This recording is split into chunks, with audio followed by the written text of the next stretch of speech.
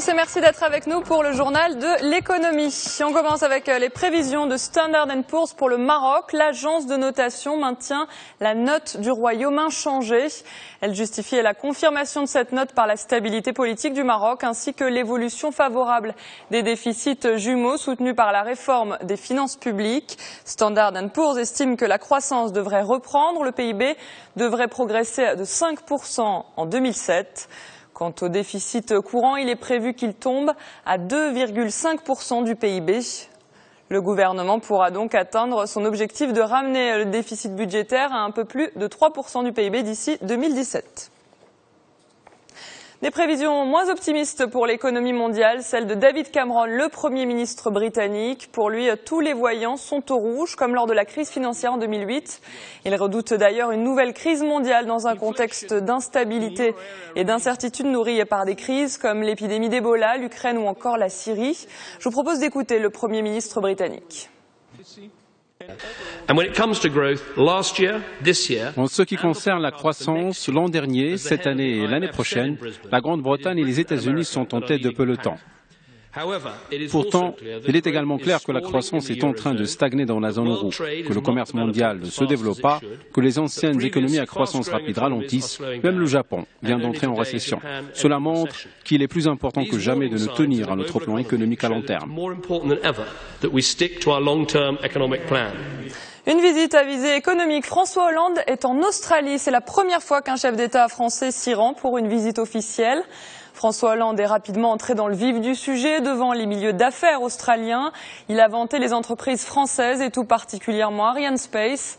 Adepte de la diplomatie économique, le président français est venu accompagné d'une délégation d'entreprises françaises, dont Vinci, GDF Suez, la SNCF et Safran.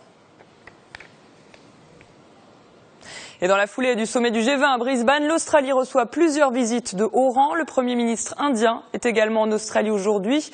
Canberra et New Delhi entendent resserrer leurs liens. Et hier, l'Australie a conclu un grand accord de libre-échange avec la Chine. Regardez. Un accord qui aura nécessité 9 années de négociations et qui va donner aux entreprises australiennes un accès sans précédent à la deuxième économie mondiale. D'ici à 4 ans, plus de 90% des exportations australiennes ne seront plus taxées à leur entrée en Chine. Les droits de douane seront abolis pour les producteurs de lait, les viticulteurs, les horticulteurs, les éleveurs de bovins et de moutons. Et les entreprises de services également sont concernées. Du côté de Pékin, c'est aussi un accord stratégique puisqu'il va permettre de lever les restrictions sur les investissements chinois. L'Australie a récemment signé des accords de libre-échange avec la Corée du Sud, le Japon et la Chine. Nous n'allons pas en rester là, nous voulons aller plus loin et c'est pour cela que le prochain objectif de l'Australie est un partenariat économique poussé avec l'Inde. Et c'est bien parti. Pour la première fois depuis 28 ans, un Premier ministre indien est en visite officielle en Australie. Les deux pays entendent développer leurs relations économiques. En Inde, nous avons la même vision du futur. Nous voyons également l'Australie comme un partenaire vital dans notre quête du progrès et de la prospérité. Et il y a peu de pays dans le monde qui partagent la même synergie. Ici, l'enjeu principal pour l'Australie est de vendre son uranium. Même si elle n'a pas de centrale nucléaire sur son sol, l'Australie est le 3e fournisseur mondial d'uranium. Dans ce contexte-là, l'Inde est une véritable aubaine. Ogre énergétique, elle est aujourd'hui très dépendante du charbon et manque régulièrement d'électricité. On termine avec de l'automobile. Toyota lance aujourd'hui officiellement la Mirai qui signifie futur en japonais. Particularité de cette voiture, elle fonctionne à l'hydrogène, une voiture à pile à combustible qui n'émet ni polluants ni CO2 quand elle roule. Plus de détails tout de suite. Cette voiture ressemble à bien d'autres voitures, mais pour Toyota, elle représente le futur sur 4 roues. Voici la première voiture à l'hydrogène destinée au grand public, une berline à pile à combustible qui n'émet pas de polluants quand elle roule. Pour le constructeur japonais, c'est un tournant dans l'industrie automobile, le fruit de 20 ans de recherche et de 10 années de tests. C'est la voiture du siècle prochain, une voiture qui va inciter la société à utiliser l'énergie hydrogène. Pour réaliser ce concept, nous avons mené des programmes de recherche sur notre technologie de pointe. Le résultat, c'est que nous avons conçu une voiture non seulement bonne pour l'environnement, mais qui est aussi un véhicule amusant, agréable et confortable à conduire.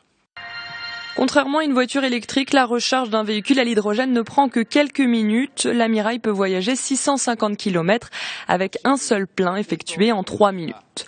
Coût de cette voiture, un peu moins de 50 000 €. Toyota espère en vendre 400 d'ici à fin 2015 au Japon et plus de 3 000 aux États-Unis avant fin 2017. On entend souvent dire que la voiture qui fonctionne à l'hydrogène est un peu la voiture de l'avenir. Désormais, nous voyons vraiment le futur se rapprocher. Jusqu'à maintenant, il n'y avait pas vraiment eu d'effort pour faire une voiture à l'hydrogène commercialisable au public.